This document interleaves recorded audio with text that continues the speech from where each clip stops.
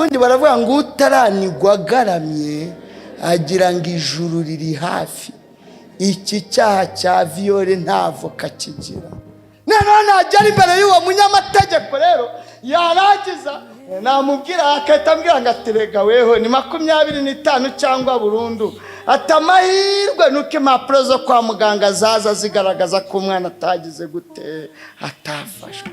Mana twari turi gusangira ambwira ngo ngiye kukwiyereka mwana wanjye uzajya umvuga warambonye umpamye unzi. Ndavuga ati amena, igiye kumpa akazi n'ibifaranga nzajye nyivuga nanjye mfite akazi kaza n'ibifaranga. Sinamenya rero kunyereka ko Imana ibyari byo naho byari bikaze.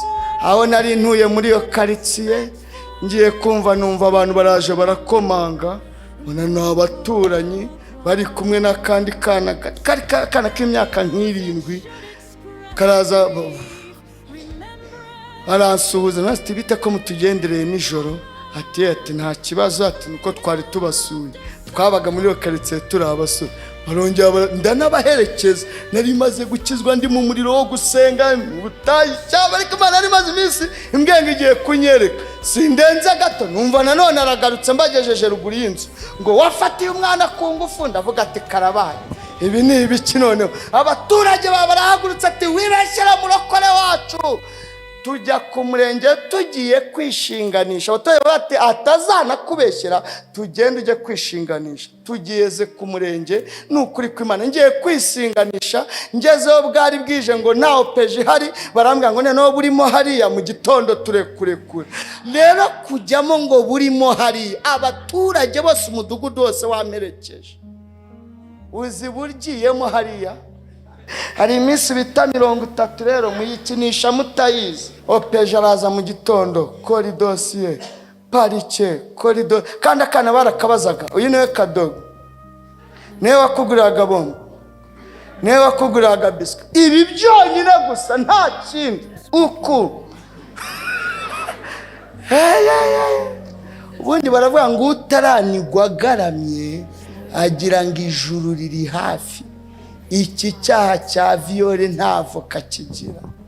Nanone agera imbere y'uwo munyamategeko rero yarangiza namubwira akahita ambwira ngo aterega weho ni 25 cyangwa burundu. Atamahirwe nuko impapuro zo kwa muganga zaza zigaragaza ko umwana atagize gute atafashwe. Ati koko Mana, uku ni kunyiyeretse koko. Ticyakoza uzitware neza, ndabona nibwo bwa mbere ugiye kujya mu rukiko uzajya uvuga baguhaye umwanya. Sheri, aruha agaciro kuri njyewe.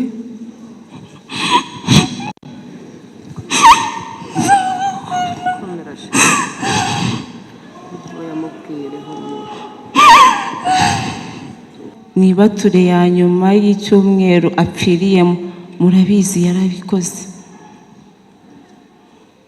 Yarabizi ko ari umugeni kandi nanjye ntari mbizi. Mbese Imana yaramuteguye bihagije. Sheri, aruha agaciro kuri njyewe.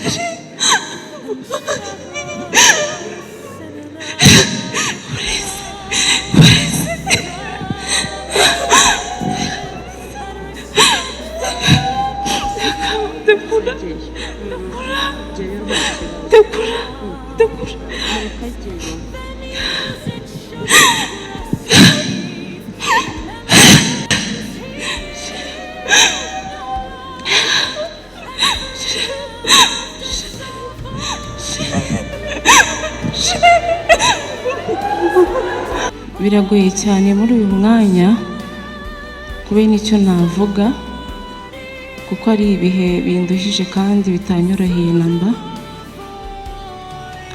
ariko ndashaka kubaha ku buhamya ho gatoya.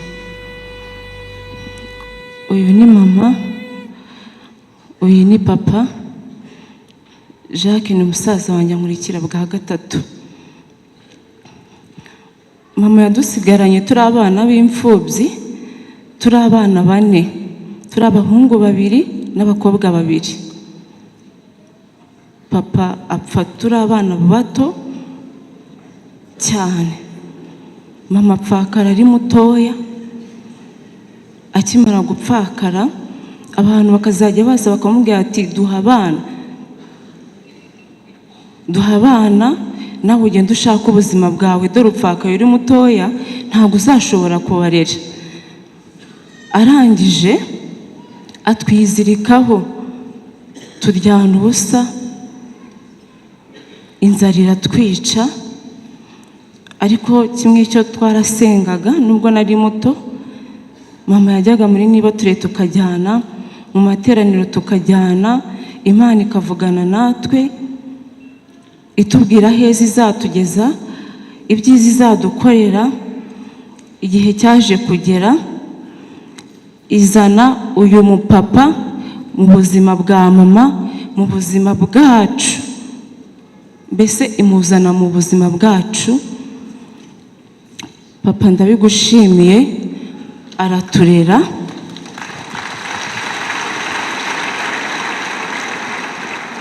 Niyo mpamvu mwita papa, kuko yakoze ibikomeye. Imana iramukoresha, yarura mama, aratwarura. Ntiyavuga ati byibuze ndakujyana wenyine, ahubwo atujyana na mama, mbese twese aradufata, atwara mama n'abana twese aradutwara. Amagambo ari menshi, badashaka yuko adutwara. Byari gukunda yuko yari kudusiga tukagenda tukandagara, tukaba imbobo ku muhanda. Mama nawe ndamushimiye yuko yatubereye umubyeyi. Mama warakoze, watubereye byose. Mu gihe wari umarije gupfakara, ntiwakumva amabwire y'abantu. Imana ibakorera ubukwe bwiza bw'umugisha hano ku Muhima kuri paruwase. Abana yareze, yabyaye, turamwambarira, mbese Imana irahaseruka. Nshimiye Imana yahaserutse, niyo mpamvu uno ari umubyeyi.